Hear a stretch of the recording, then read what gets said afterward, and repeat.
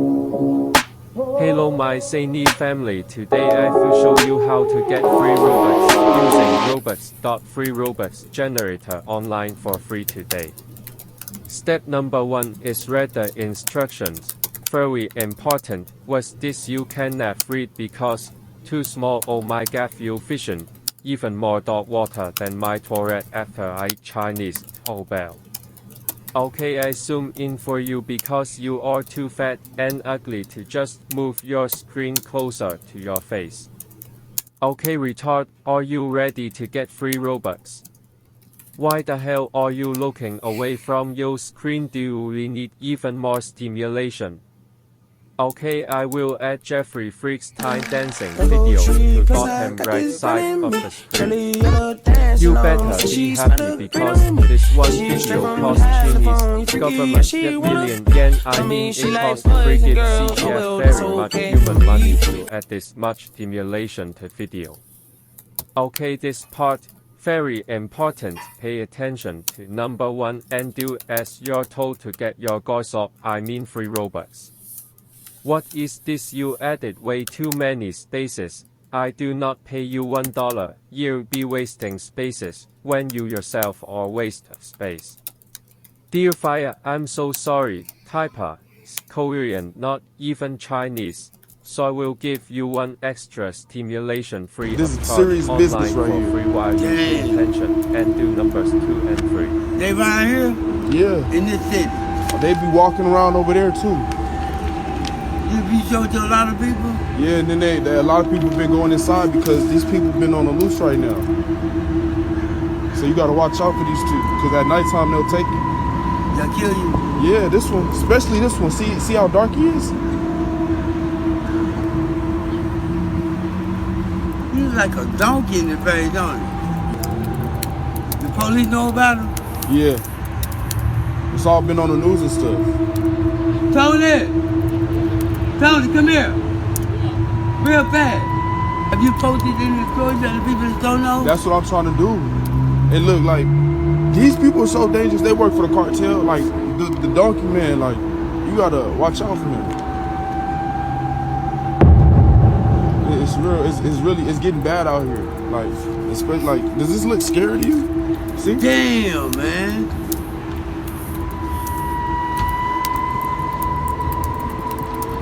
So they don't come out every day, come out every night, you think? I think so. Like, they be walking around the streets and shit. But you won't know it until you pull up on them. Yeah. You should. But they ain't gonna come in somebody's face that a lot of people have. Nah, not right now. Because like, usually they hide in the shadow. Yeah, that's what I would did. Haha, yeah, I'm not in the cartel but have friends that are in the cartel. Wow, looks like we're already on part 5. We are going to get the free Robux pretty soon. I tell you what, I usually hate stupid Americans like you, but you are being a good viewer of this video, so I will give you a CCP approved audiobook to listen to for the rest video, and also no more freaks time for you. I know what you did, you don't deserve anymore. I don't know how to begin letters like this, but this is addressed to all of the users of the image board that was once mine. To Dr. Soyberg, I'm the one who gave you this facility. I'm not unwell.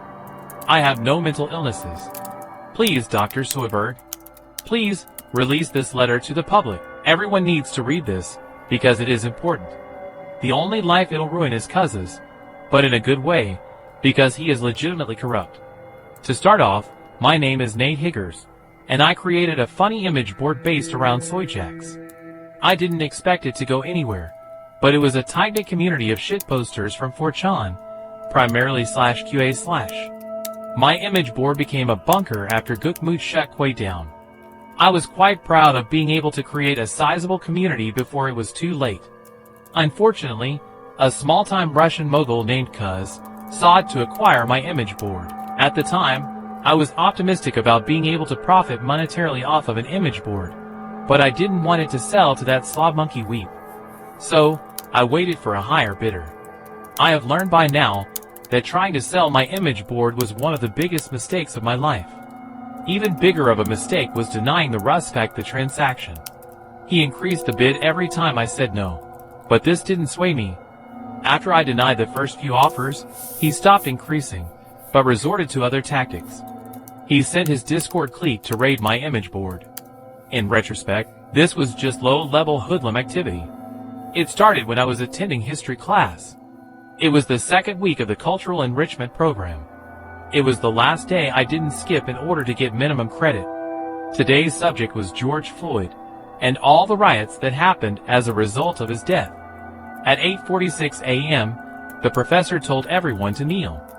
I refused to kneel for a fentanyl-addicted criminal. The Karen professor looked me directly in the eyes and shouted, "If you don't kneel for St. Floyd, I'm going to get you expelled." I shouted back, "Shut up, Karen! You said that last week." She stomped around, then in anger, flipped the table towards the wall. It collided with the clay statue of George Floyd, shattering it. Blood started oozing from her crotch before the dust from the statue settled on the floor. She was shocked. A period? But I'm pregnant. She jolted out the doorway. It seemed as though her instincts superseded the brainwashing that Georgie was a saint, let alone anything greater than a punk. However, the future astronauts thought differently. Every student with a melanin content above 10% chimped out. I knew that by the time Karen got back, the room would look worse than the aftermath of a tornado and a wildfire combined. I rushed towards the window. A giant Tyrone impeded me and said, "You is gonna pay reparations for dat, white boy." I took an aluminum baseball bat from my sports bag. He tried to sucker punch me, hitting my 9-inch thick bicep instead, because I'm a 300-pound Aryan who is taller than even muscular. I lined up my shot and swung it right into Tyrone's cranium. It deformed around his skull, making the sound of a loud crack. His body collapsed like a sack of potatoes, with his arms pointing towards the ceiling. This is known professionally as the fencing position, a sign of traumatic brain injury. To avoid further confrontations, I bashed the window, shattering it, and jumped through. I left the bat behind, so investigators would connect the chimps to the righteous deed. The few niggas that noticed would at least stick to their no-snitch rule. Even if they didn't, they would get marked as a snitch and snuffed by others. A stupid grabbed the bat, and everybody would conclude that he stole my bat and cracked Tyrone due to genetic evidence. I initiated a 200-meter sprint towards the campus parking lot because I needed to increase the distance between myself and the angry before they singled me out in their fury. Two of Tyrone's friends dropped to the grass and gave chase. Usually, advantage of running faster than other ethnicities. However, I am the best track runner in the county, so I covered more distance. I entered my turbocharged Chevrolet Camaro. Before they reached the parking lot, I switched to reverse and gassed the pedal while pumping the steering wheel like the valve of a gas chamber, causing the 750 horsepower Street Eater to drift backwards, turning at a clean 90-degree angle. The front left tire crushed one of Tyrone's pet nickels, causing him to hop on his foot. The right fender collided with the other one, making him fly into the truck adjacent. I continued for 90 feet until my car's rear collided with a van, then shifted the transmission to forward while the niggers each other in a fruitless confusion. I overheard one of them mumble, "Aye, gimme dem keys. I need a Cadillac," as if they ever had any hope of catching up to my ride. By the time I was clear of the campus, I peered into the room. Most of the fighting transitioned to the outside. A she-boom lifted a skinny Becky on her shoulders and dropped her, while others recorded. Surely, the baiters on my image board will post videos of the incident in white boy beatdown threads, even though being prone to violence and picking weak targets does not make groids look better. I directed my eyes back to the road, cruising at 130 miles per hour. I took a few sharp turns until I parked behind a Home Depot. I knew that they'd never find me here. I leaned back in my seat and meditated on what just transpired. I recalled the statue that the Karen accidentally broke. What was odd in particular was the timing of her supposed period. It was almost like a deity got mad at her for breaking the statue. I shrugged it off as coincidence, as no gods would defend a nigga like that, if they existed. Later, I would figure out that it was not a coincidence. After managing my image board for my phone for a few hours, I decided the heat died down sufficiently. I keyed the ignition and cruised to my apartment. In front of my door was a George Floyd toy. I picked it up and it said, "I can't breath." "What the fuck?" I gasped. This must be some sort of threat. As a stress reliever, I set a timer and kneed its neck for 8 minutes and 46 seconds, the amount of time I learned from the lesson that Derek Chauvin kneed on George Floyd. At 8 minutes 30 seconds, my roommate, Ronnie McNutt, opened the door and gave a stern look. "Give me that," he demanded. "Just a few more seconds," I responded. After a few seconds, I handed him the toy. He slapped me with his delicate hands. For a moment, he looked just like the soyjacks my website is based around. I snapped a photo of him, planning to make a McNutjack later. After I walked past him, he returned to his docile state and played with the toy. I sat down at my desk and booted up my computer.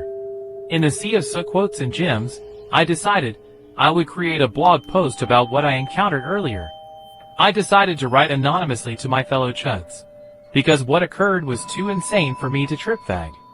The subject line was, "Just survived a chim out AMA." I wrote the following. Serious post. Can't write on 4chan because they ban you for saying. Has anyone else encountered a chimp out?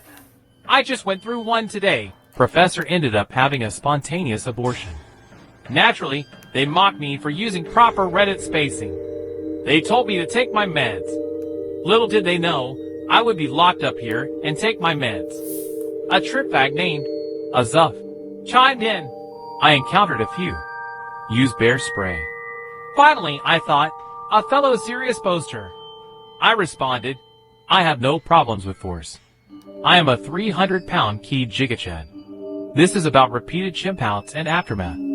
Azuf responded, if this is happening at work, prepare to get fired. Otherwise, try to get them fired. I sighed, I probably won't get a useful response from anyone, even Azuf. Still, I continued the game of 20 questions until I gathered sufficient intel on my mortal enemies. The gist of the situation is, I had to stop attending the history class. It got closed down the same day, so this wouldn't be a problem. We also discussed the tactics of the baboons and their weaknesses. Quadroons that had big nostrils were particularly vulnerable to knees on their necks. He made a schizo post about George Floyd. If only I listened then. After the conversation concluded, I went to bed and napped. The next day, I checked my phone. I read an email that announced we were getting full credit for history, and that the class was concluded. I smiled, practically rejoicing at the news. The other mail was about a funeral for Karen's baby. Apparently, according to Libcux, unborn babies are not human life until a stranger takes it. My smile wore off through the duration of the mail. She was rushed to the hospital.